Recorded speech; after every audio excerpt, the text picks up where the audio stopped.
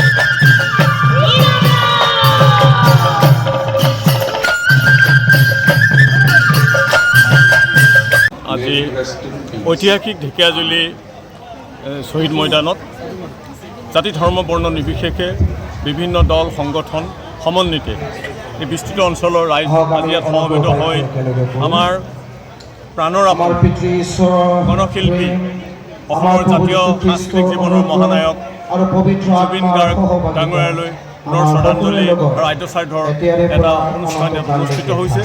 আপোনালোকে প্ৰত্যক্ষ কৰিছে যে বিভিন্ন ধৰ্মাৱলম্বী ইয়াত বিভিন্ন দল আহি আমাৰ ইয়াত সৰ্বধৰ্মীয় প্ৰাৰ্থনা সভাত যোগদান কৰিছে আৰু হিলদোল ভাঙি ৰাইজ ইয়াত আহি আমাৰ প্ৰাণৰ শিল্পীগৰাকীলৈ শ্ৰদ্ধাঞ্জলি জ্ঞাপন কৰিছে।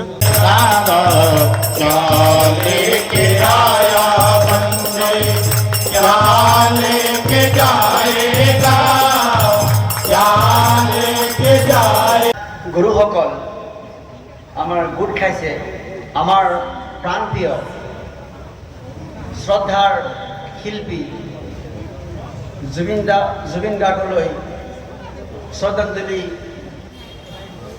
জনাবলৈ আমি ইয়াত সমবেত হৈছোঁ। আৰু আমি কোৰাণে কাৰীম, কোৰাণৰ কিছুমান আয়াত পঢ়ি আপোনালোকৰ সন্মুখত পিছত আমি দোৱা কৰিম। আৰু কোৰাণ তিলাওৱাতৰ কাৰণে মই মোৰ মুআজ্জিন